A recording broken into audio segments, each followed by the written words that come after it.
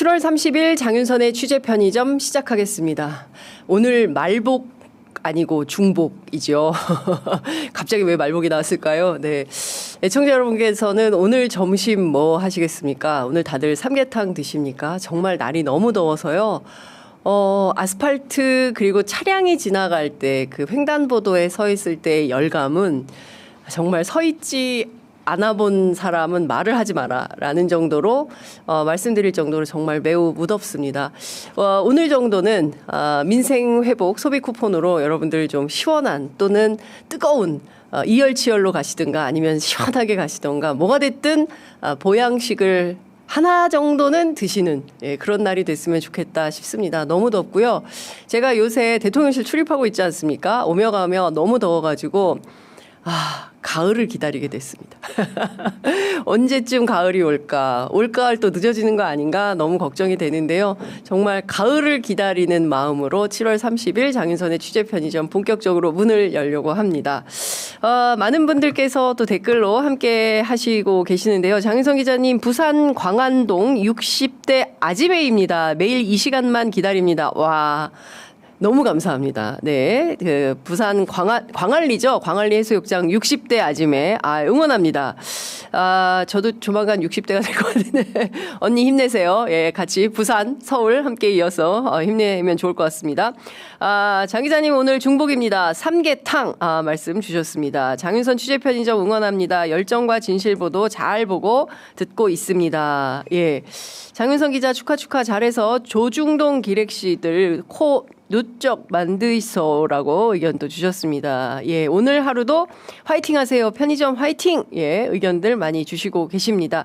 네, 장윤선 기자님 격하게 응원합니다 하셨는데요. 진짜 이런 응원, 말씀 들을 때마다 힘이 팍팍 납니다. 네, 오늘 여러분들 보양식 드시고 힘내시는 중복 되시기를 바라면서, 본격적으로 얘기를 시작하겠습니다. 먼저 준비된 애니메이션 살짝 틀어주시면 제가 꼭 해드리고 싶은 말씀이 있습니다.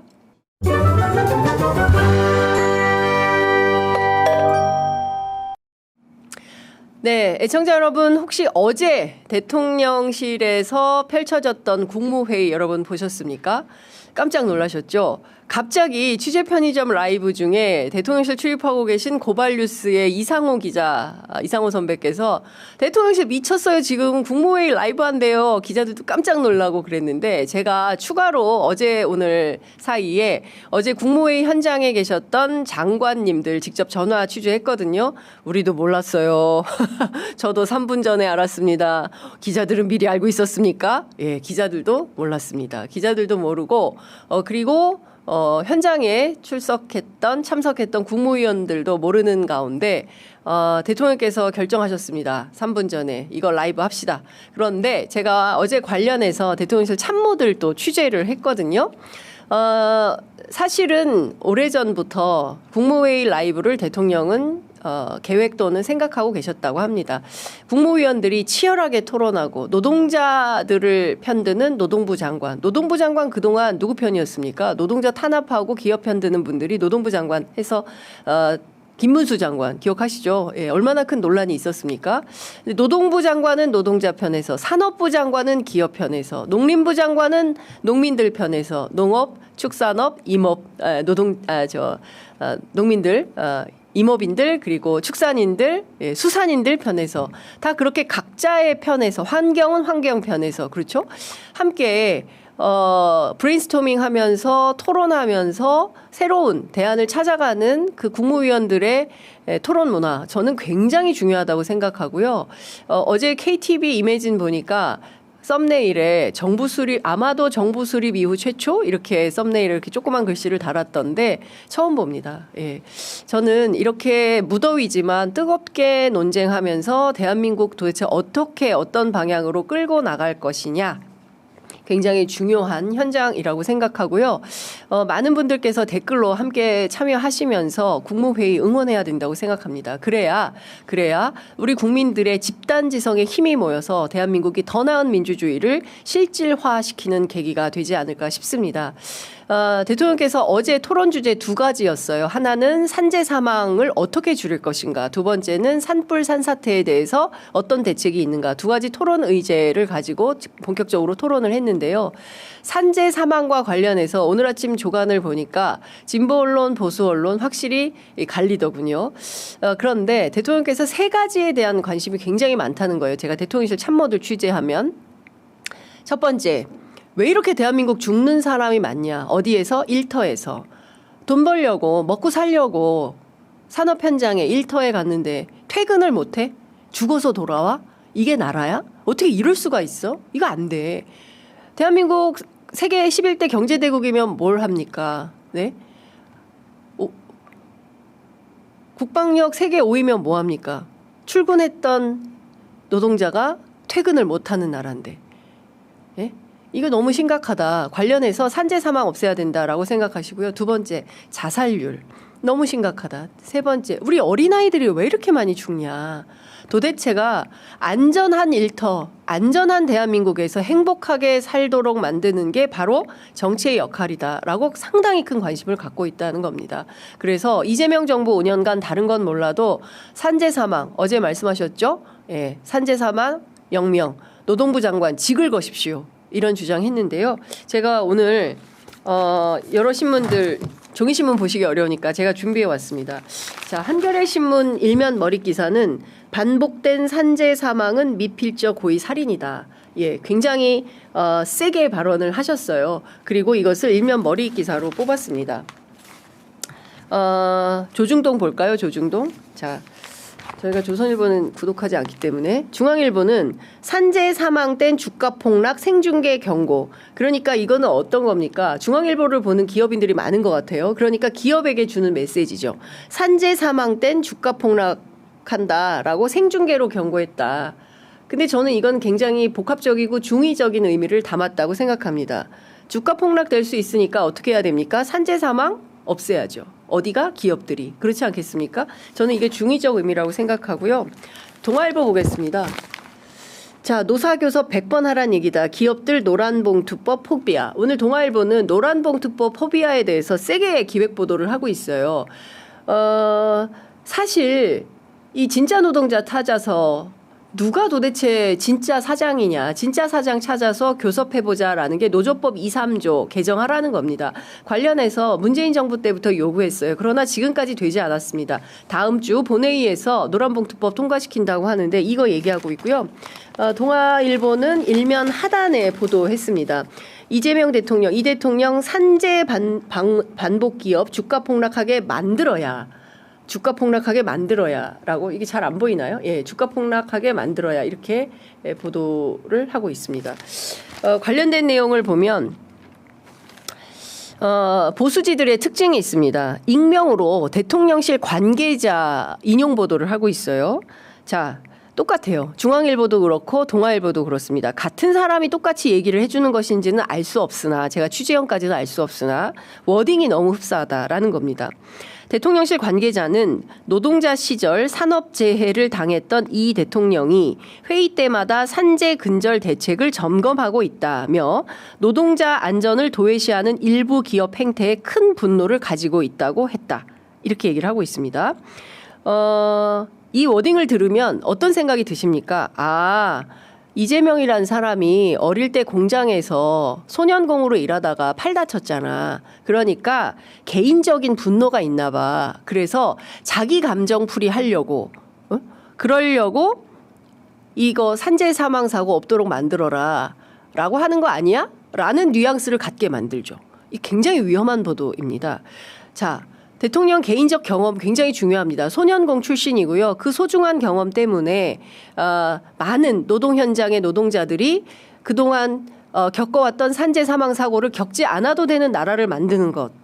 그 굉장히 중요한 거죠. 그러나 핵심은 이게 아니죠. 핵심은 대한민국이 굉장한 선진국이지만 산재 사망 사고가 지속적으로 발생을 하고 있다는 것이고 이 지속적으로 발생하는 산재 사망 사고를 줄여야 되고 없애야 한다라는 대통령의 뜻과 의지를 왜곡해서 비틀어서 보도를 하고 있다.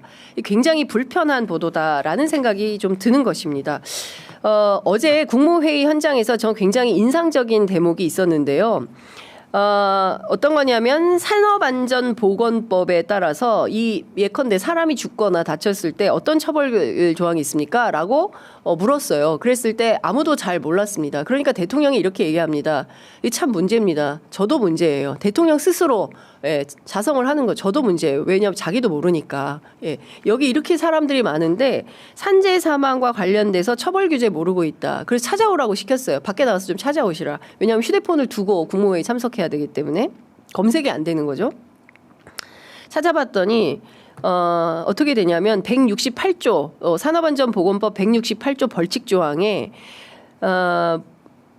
말씀드린 대로 예를 들어서 죽거나 다치거나 했을 때 5년 이하의 징역, 5천만 원 이하의 벌금에 처하도록 되어 있고 그 처벌 규정은 5만 원에서 5천만 원까지 되어 있다는 거예요. 그러니까 이 정도면 안 지켜도 된다. 이거 누가 지키겠냐. 이 법을 바꿔야 된다. 입법으로 해결하든지 개정안을 만들든지 해야 된다라고 지침을 내린 건데요. 저는 이런 언론의 태도 때문에 또 한 번 기업에 의해서 또 언론, 보수 언론에 의해서 이 산재 사망과 관련해서 흔들기를 한다면 그것은 진보 언론들이 적극적으로 나서서 보도를 해야 된다. 사실이 무엇인지 어떤 게 주요한 쟁점인지 구체적으로 보도해서 알려야 한다라는 생각이 좀 들었습니다. 그리고 저희가 취재 편의점에서 어제 또 하나 굉장히 인상적인 대목이 있어서 관련된 단독 보도 전해드리려고 합니다. 여러분들 기억하시죠? 제가 수차례 전해드렸는데 이재명 대통령과 트럼프 대통령 간 통화 내용을 자작극이라고 주장한 일부 극우 유튜버들이 있었습니다. 그걸 국방일보 일면 머릿기사에서 내려라. 일면 머릿기사에서 기사 삭제를 지시해서 논란을 빚은 사람이 있어요. 최일 국방홍보원장인데요. 어제 국무회의석상에서 새롭게 또 드러난 사실이 있죠. 안규백 신임 국방장관의 취임사 5분의 1에 해당하는 분량을 드러냈는데요. 비상계엄, 내란 관련된 대목을 모조리 드러내서 파문이 일고 있는 것입니다. 어제 국무회의 현장에서 이재명 대통령이 직접 안규백 국방부 장관에게 이거 기강 잡으셔야 합니다라고 발언한 대목이 있는데요. 관련된 영상 우선 함께 보시고 계속 말씀 이어가도록 하겠습니다.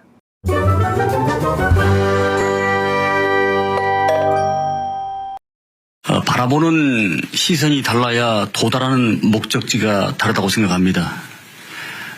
말고비를 확실히 잡고 우리 군의 계획을 이끌어내겠습니다. 그 국방일보에 장관님 취임사를 편집을 해가지고 주요 핵심 메시지는 빼버렸다 그러던데 기강을 잘 잡으셔야 될 것 같습니다. 네, 심각합니다. 국방부 장관이 한 취임사를 편집을 해서 내란 언급은 싹 빼버렸다더라고. 네. 상당히 심각한 거죠. 그 장관이 취임한 지 진짜 잉크가 마르기도 전에 최일 국방홍보원장이 장관의 취임사를 국방일보에서 빼버린 거죠. 일면으로 보도를 하긴 했습니다. 그런데 국방일보는요, 저희 취재 편의점과 같은 일반 언론이 아닙니다. 국방부에, 그러니까 그 현역 군인들, 장병들, 국군 장병들에게 배포되는 신문이거든요. 그렇기 때문에 국방부 일종의 이제 그걸 뭐라고 해야 됩니까? 기관지, 성격이 큰 언론이라고 할 수 있겠죠. 이런 국방일보 기자들이 최근에 공익 제보에 나섰습니다. 윤석열 캠프 출신의 최일 국방홍보원장이 이 직을 유지하면서 내부 기자들을 상대로 인사보복, 사상검증, 모욕, 증거인멸, 압박 등 이런 것들을 행사한 데 대해서 지난주에 국민권익위원회에 공익신고를 하고 동시에 국방부 민원실을 통해서 내부 감사를 요구한 것인데요. 관련해서 저희 취재 편의점이 어제 국방일보 직접 공익제보에 나선 국방일보 기자를 취재했습니다. 관련해서 저희가 실제 주고받은 카카오톡을 입수를 했는데요. 하나하나 오늘부터 직접 보도를 해드리려고 합니다. 첫 번째는 어떤 내용이냐면요. 그 카톡 메시지 하나 띄워주실 수 있으십니까? 2023년 12월 26일 일요일 날이에요. 이날 최일 국방홍보원장이 국방일보 취재팀장이던 기자에게 직접 보낸 겁니다. 이승만에 대해 공격하는 세력을 두려워 마시고 기획하세요. 책임은 제가 집니다. 뚜렷한 국가관과 애국심, 책임감만 있으면 됩니다. 팀원들과 잘 소통하면서 종북 좌파 정권의 국방홍보원이 아닌 자유민주주의의 가치를 따르는 국방홍보원의 국방일보가 되기를 바랍니다. 이제 이런 글을 올린 거예요. 무슨 얘기냐면 또 하나 더 보겠습니다. 24년도 거도 하나 보여주세요. 2024년 1월 25일 오후 3시 51분 최일 홍보원장이 국방일보 기자에게 보낸 건데요. 이승만 다큐 기사 잘 뽑아보시죠. 한미 방위 조약을 성사시킨 건국 대통령 아닙니까? 이승만 대통령을 한번 면밀하게 조명해보는 건 국방일보 정체성으로 적절합니다. 6.25 전쟁이 국지전 어쩌고 저쩌고 떠든 이재명을 한면할애한 국방일보입니다. 이런 얘기를 했어요. 그러니까 문재인 정부 때의 국방부와 국방일보를 비난하면서 한편으로는, 그리고 윤석열 정권에서 어떤 얘기를 하냐면 자유민주주의 가치. 그러면 이전 정부는 자유민주주의 가치가 없었습니까? 그게 아니죠. 리박스쿨을 통해서 우리가 확인한 것처럼 이승만 박정희 정권을, 친일 정권을 미화하고 찬양하는 친일 독재 찬양 쪽으로 각을 틀어서 국방일보의 보도기조를 잡아라, 이런 뜻 아니겠습니까? 이것은 앞서 말씀드린 대로 사상 검증을 하는 것에 해당하는 일단을 보여주는 것이 아닌가 싶습니다. 아시는 것처럼 23년과 24년 사이에는 이른바 건국전쟁 다큐멘터리 영화 논쟁이 있었습니다. 연합뉴스 당시 보도를 보면 건국전쟁 이례적 흥행, 열흘 만에 18만 명 돌파, 이런 보도가 나오거든요. 윤석열 정권 초반에 끊임없이 이승만 박정희를 찬양하면서 건국전쟁, 이승만 미화에 나섰던 그런 영화이죠. 그때는 KBS도 적극적으로 찬동을 했었는데 연합뉴스도 비슷한 보도를 한 것입니다. 관련해서 이 부분은 이른바 뉴라이트 사관을 끊임없이 해당 기자들에게 주입하면서 보도의 내용을, 각을 규정하려고 했던 것은 아니냐라는 비판을 받을 수밖에 없는 것입니다. 그리고 또 하나는 제가 2024년 8월 15일 카톡도 보여주시면 좋을 것 같습니다. 이 카톡에, 그렇죠, 저겁니다. 내용을 보면 자, 지금 대한민국은 6.25 전쟁 직전 상황과 유사합니다. 당시에 하도 이 극우 내란의 세력들의 뭐라고 해야 됩니까? 준동이 거세여서 상당히 그 정세가, 비판이 굉장히 많았었죠. 특히 이제 윤석열 정권의 무자비한, 특히 그 아시는 것처럼 8.15 광복절 때 뉴라이트 사관에 대한 논란이 상당히 크게 있지 않았습니까? 이제 그때의 상당한 수준의 얘기를 하는 것 같습니다. 이게 바로 2024년 8월 15일, 바로 광복절 날 주고받은 카톡인데요. 팀장은 그럼 오타가 난 대한민국 건국일 1948년 8월 15일을 부승찬처럼 부정하시는 건 아니겠죠. 여기서 팀장은 무슨 팀장을 얘기를 하는 거냐면 국방일보의 취재팀장을 언급한 것입니다. 지금 대한민국은 6.25 전쟁 직전 상황과 유사합니다. 갑자기 대한민국 건국 날짜가 1919년이라는 선전선동이 퍼져나가고 있습니다. 11만 5천 장병들에게 우리는 대한민국 건국일이 어떤 날인지 정확히 알릴 필요가 있습니다. 부승찬의 주장에 놀라지 마세요. 이런 주장을 하는 겁니다.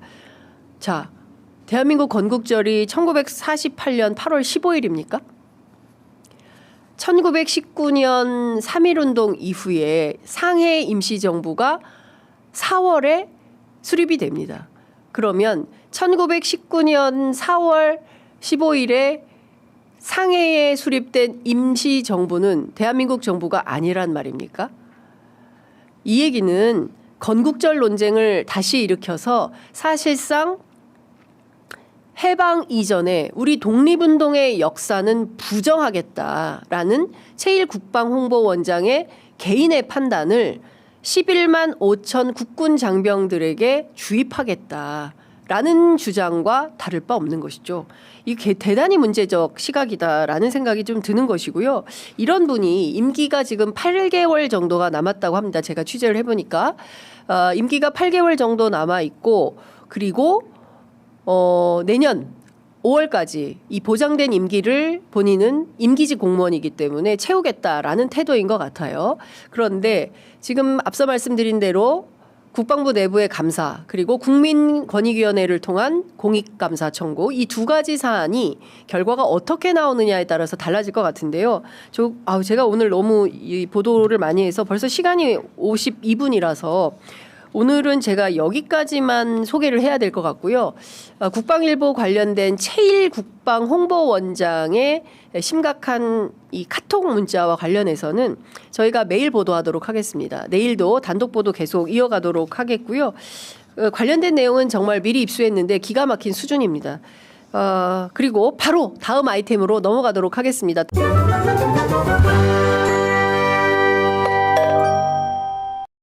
제1야당으로서 이재명 총통 독재 정권이 지금 3권을 다 장악하고 언론 장악 3법, 노총, 또 교회까지 전부 다 압수수색하는 이러한 폭거를 하고 있는데 우리 당이 그래도 거치석이라는 의석을 가지고 있어서 대한민국의 장기 집권을 위한 개헌이 저지되고 있다고 생각합니다. 총통 독재 연장 개헌 막고 있는 유일한 정당이 국민이 아니냐. 지금 미국과의 관계에서 이재명 대통령이 아직 정상회담도 못하고 주미 한국 대사도 아직 못 건드리고 우리나라의 주한 미국 대사도 아직 오고 있지 않습니다. 이러한 때에 안규백 국방위원장은 국방부 장관은 지금 전시작전권 환수 이런 이야기를 해야 된다고 생각하고 김민석 국무총리의 형님 김민웅 촛불혁명 대표인데 이분이 집회를 하면서 말을 했지만 페이스북에 아주 써놨습니다. 지금 트럼프의 미국은 이거는 제국주의의 끝판왕이다 이런 식으로 써놓고 주한미군은 철수해야 된다 아주 공공연하게 상시하게 페이스북에 써져 있습니다. 이거 꼭 한번 보시면 감사하겠습니다. 이번에 방미단 강영훈 의원까지 방미단에서도 이런 것 때문에 브라이스 부소장이 윤석열 대통령에 대해서 이야기했죠. 사실 어떤 경우에도 대한민국의 대통령을 했다는 이유로 계속 탄핵되는 것도 좋습니다. 그러나 계속 감옥에 가둬서 여러 가지로 국제적으로 또 문제가 되고 또 국내적으로도 많은 문제를 일으키는 것은 다시 한번 자기들이 예의주시하겠다 이렇게 말하는 것 정도로 국제적인 관심사가 되겠습니다. 네, 역시 저희 애청자님들의 댓글창은 제가 보면서 배웁니다. 댓글에 저는 이 영상을 보면서 확인을 잘 못했는데 지금 댓글창에 영감님 눈썹 문신 새로 하셨네. 그러고 보니까 진짜 홍준표 시장처럼 김문수 후보의 눈썹이 굉장히 진해져 있네요. 눈썹 문신 새로 하신 것 같습니다. 예, 뭐 철봉이나 해라, 뭐 이제 김문수 너무 싫다, 영상 빨리 끊어달라라고 하시는데요. 저희들이 어쨌든 다종다기한 그 정치 현장 그리고 뭐 사회 현장 다 늘 취재를 뛰어다니면서 하기 때문에 봐야 됩니다. 보면서 이분들은 무슨 생각을 하는지 확인을 해야 돼요. 그러면서 균형, 객관적인 판단과 균형의 잣대를 삼으셔야 된다고 판단해서 저희들이 열심히 취재해서 보도를 해드리고 있습니다. 어떠셨어요? 들을만 하셨습니까? 예, 저는 다 떠나서 이재명 총통 독재 정권이 지금 3권을 다 장악하고 언론까지 장악했다 이런 주장을 합니다. 그렇습니까? 예, 다 떠나서 제가 최근에 서울 시내 보니까 독재라는 이재명 독재 그리고 윤석열 전 대통령이 감옥에 억울하게 갇혀 있다라는 식의 플랜카드가 굉장히 많이 걸려 있더라고요. 그러니까 이분들이 새롭게 다시 빌드업을 시작하고 있구나라는 얘기를 전해드리려고 저희가 이 뉴스를 꼽았습니다. 사실 독재는 무슨 독재입니까? 앞서 제가 국무회의 소개해드린 것처럼 투명한 정부로 가고 있어요. 국무회의까지 다 공개하니까 대통령 지지율 뭐 지난주에 인사 문제 때문에 소폭 하락하긴 했지만 제가 보기에 이번 주부터 다시 올라갈 가능성이 매우 높다 이렇게 판단을 하고 있고요. 또 하나는 김문수 후보가 한 마지막 발언이에요. 어떤 경우에도 대한민국 대통령을 했다는 이유로 계속 탄핵되는 거 그것도 좋습니다. 그러나 계속 감옥에 가둬서 여러 가지로 국제적으로도 문제가 되고 국내적으로도 많은 문제를 일으키는 것은 예의주시하겠다 이런 주장을 합니다. 국제적인 관심사가 되었다라고 하는데요. 내란 속에 윤석열 감옥행 간 것이 국제적인 관심사가 되고 있습니까? 저는 국제뉴스에서 윤석열 감옥행에 대해서 규탄하는 보도를 접한 적이 없습니다. 저는 늘 뉴스를 보고 있는데요. 이들의 주장이에요. 마치 그런 것처럼 사실을 왜곡하려고 빌드업을 하는 것이죠. 내란 수괴가 감옥에 갇히는 건 너무나 당연한 일입니다. 그럼에도 불구하고 마치 이것이 부당한 인권 탄압인 것처럼 모스탄이 주장했고 신평 변호사가 주장하고 있고 그건 저희가 잠시 후에 송영길 대표 모셔서 말씀을 좀 더 구체적으로 들을 예정이지만 이렇게 하면 안 된다는 것이죠. 이것은 사실에 대한 왜곡이고 자신들의 윤 어게인 정치를 하기 위한 빌드업에 불과한 것이다라는 것을 적확하게 말씀을 드리려고 이 뉴스를 가지고 왔습니다. 실제로 어제 에이스 리서치가 뉴시스에 의뢰해서 지난 27일부터 28일간 전국의 만 18살 이상 성인 남녀 1,002명을 대상으로 실시한 여론조사 결과에 따르면요. 국민의힘 차기 당대표로 가장 적합한 사람은 국민의힘 지지층 가운데 34.9%가 김문수 전 후보라고 응답을 했습니다. 뒤이어서 장동혁 후보가 19.8, 조경태 후보가 11.0, 주진우 후보가 8.8, 안철수 후보가 8.0 이 순으로 나와 있는데요.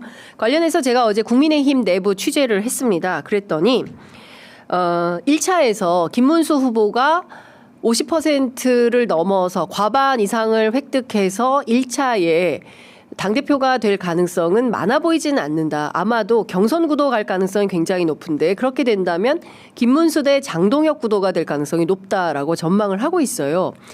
그러면 이후엔 어떻게 되겠냐라고 물었을 때 그래도 아마 김문수 승산 가능성이 조금 더 높다. 왜냐하면 일반 당원들 사이에서 김문수 후보의 지난 대선에서의 역할을 상당히 평가하는 분위기가 있기 때문이고 반대로 극우 친윤 쪽에서는 장동혁 가능성이 높다. 이런 전망도 하고 있습니다. 물론 8월 22일 전당대회에서 김문수 또는 그 밖에 다른 후보들 간의 경쟁에서 어떤 결정이 나올지는 국민의힘 당원들의 결정이 어떻게 진행이 될지 지켜봐야 되고 저희 취재에도 열심히 해서 관련된 내용을 살펴봐야 되겠지만 핵심은 김문수 후보가 됐든 장동혁 후보가 됐든 중요한 포인트는 윤 어게인 극우 정당으로 치닫고 있다는 사실입니다.